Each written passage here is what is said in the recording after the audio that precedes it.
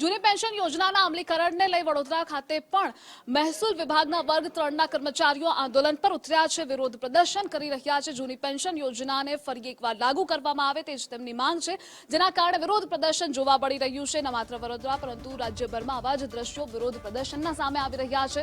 જૂની પેન્શન યોજનાનું અમલીકરણ કરવામાં આવે તે તેમની માંગ છે। વિવિધ માંગો સરકાર સુધી પહોંચાડવા માટે તેઓ આંદોલનના માર્ગે ઉતર્યા છે।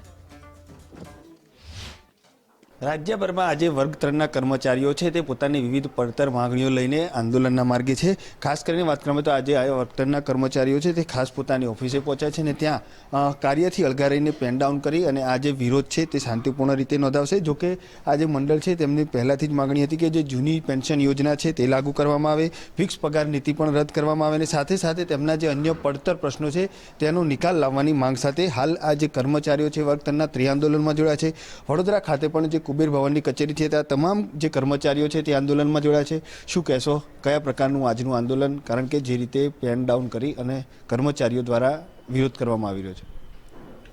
ભૂતકાળમાં પણ અમે આ પ્રમાણે આંદોલનો કરેલા છે। અમારી ઘણી માંગણીઓ હતી, એમાં ફિક્સ પ્રથા, ફિક્સ પે જે પ્રથા છે એને નાબૂદ કરવી અને જૂની પેન્શન યોજના જે ઓરિજિનલ સ્વરૂપમાં અમને પાછી આપવી, એના અનુસંધાને ભૂતકાળમાં પણ આંદોલન થયેલા છે। એમાંથી એની સાથે બીજા ઘણા પ્રશ્નો હતા, એ સરકારે એમાં સમાધાન કરીને અમને પ્રશ્નોનું નિરાકરણ કરેલ છે। પણ આ બે અમારા મુખ્ય પ્રશ્નો હતા અને એના માટે અમને આશ્વાસન આપેલું કે એ પણ અમે કરી દઈશું, પણ અત્યાર સુધી થયું નથી।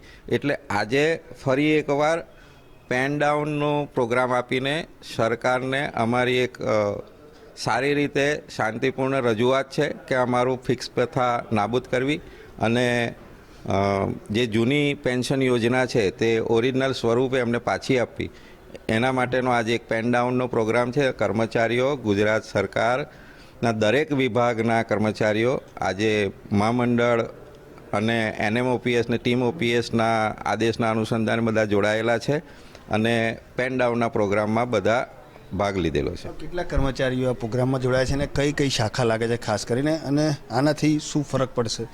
ગુજરાત સરકારના દરેક ડિપાર્ટમેન્ટ, કર્મચારી મહામંડળ, NMOPS, ટીમ OPS દ્વારા જે આંદોલનનું જાહેરાત કરવામાં આવેલી, એમાં ગુજરાત સરકારના દરેક રાજ્ય સરકારના ડિપાર્ટમેન્ટ છે, દરેકે પોતાનો સહકાર આપેલો છે, પોતાનું જાણ કરેલી છે કે અમે તમારી સાથે જોડાયેલા છે। એવી રીતે ગુજરાત સરકારના દરેક ડિપાર્ટમેન્ટ જોડાયેલા છે।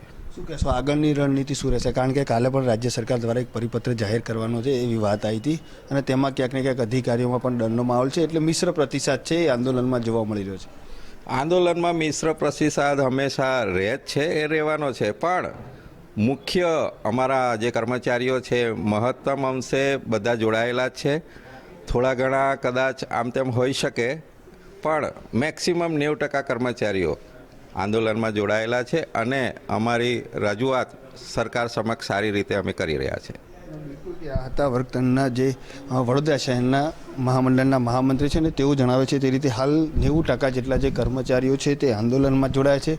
જ્યાં સુધી તેઓના જે પડતર પ્રશ્નો છે તેમનો નિકાલ નહીં આવે ત્યાં સુધી આંદોલન યથાવત રહેશે। જોકે હાલ તો કર્મચારીઓ છે તે પોતાની ઓફિસે પહોંચી અને પેન ડાઉન કરી અને કાર્યથી અળગા રહી રહ્યા છે। ત્યારે ખાસ કરીને વાત કરવામાં તો હવે આગામી સમયમાં રાજ્ય સરકાર અને આ જે કર્મચારીનું મહામંડળ છે તેમના દ્વારા શું વાતોઘાટો કરવામાં આવે છે, શું નિર્ણય લેવામાં આવે છે તે હવે આગામી સમય જ બતાવશે। કેમેરામેન DK સોલંકી સાથે અલ્પેશ સુથાર, ગુજરાત ફર્સ્ટ, વડોદરા।